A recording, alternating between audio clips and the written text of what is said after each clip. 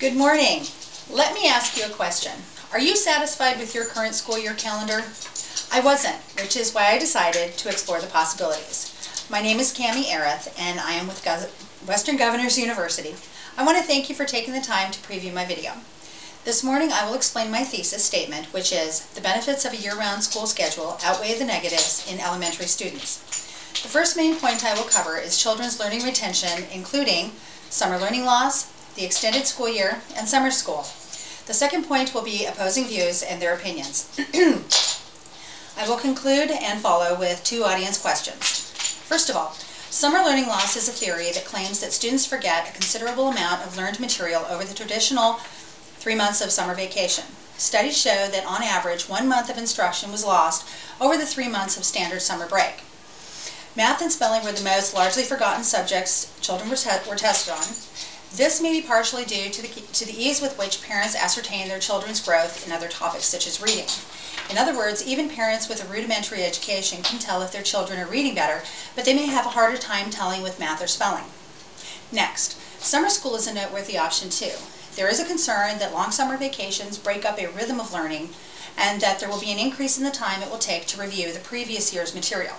Summer school provides a learning environment for children during months when schools traditionally observe summer break or summer vacation. Summer school's time span can be as modest as 1 month or can carry on throughout the summer. The predominant thought being, if a skill is not practiced, the student will lose that skill. Take math, for instance. A child may be fluent in their math skills at the end of the school year, but if these are not practiced over the summer months, he or she may lose much of that ability.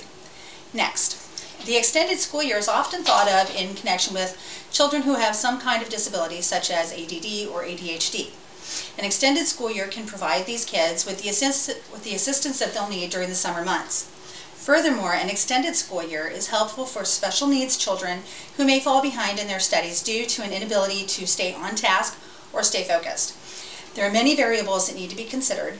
The continuity of scheduled classes helps to keep them in a certain rhythm that can otherwise be easy for them to fall out of without these resources. Let's look at a couple of pie charts. This is the traditional school calendar. Note the large blocks of instructional time and the large summer vacation. This is the year-round school calendar. Note the more frequent, smaller breaks and these smaller blocks of learning.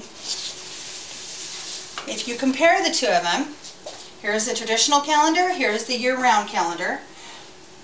Note the larger vacation time, the more smaller interspersed vacations, the smaller learning blocks as compared to these.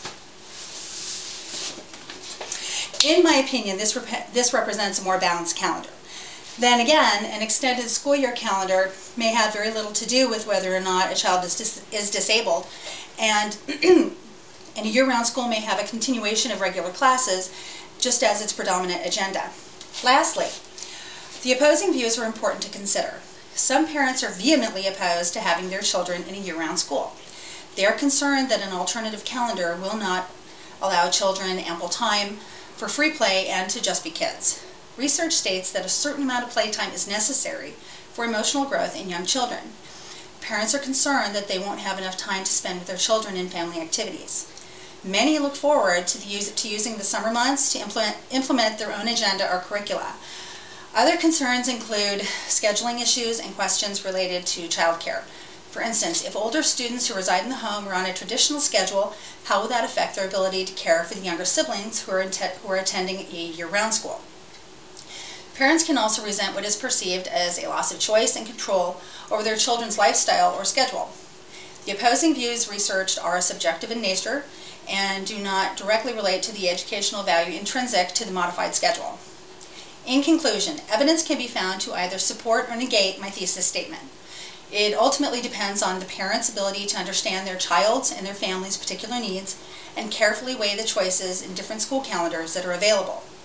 Some will prefer the conventional school schedule, while others will perhaps seek out an equally valid alternative for their child if that will serve them better.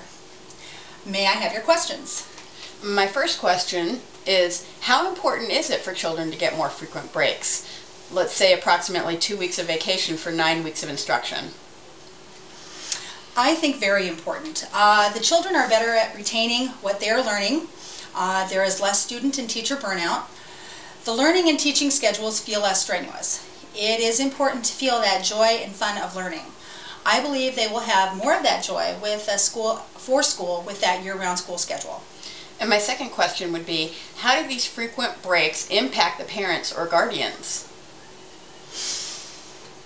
This is why parents need to carefully choose what is right for them and their children. An extended school year can either be a burden or a blessing. For those whose children will thrive under more continuity of schedule and breaks, it is priceless. Their children will find learning easier and more fun. When our children are having an easier time at school, we as parents and guardians have a much lessened stress load. The family unit can be more at peace. Then again, there are details to attend to, such as daycare for break time if both parents have jobs with conflicting work schedules. Nonetheless, I believe that just as parents plan for fall, winter, and summer breaks within a traditional school calendar, we can make arrangements for whatever agenda is put before us. If that is our priority, we will find solutions for what work for us. Perhaps a change in work schedule. It all depends on where our priorities are and what we choose to be a part of. I believe the year-round schools calendar is a worthy consideration, and thank you very much for your time.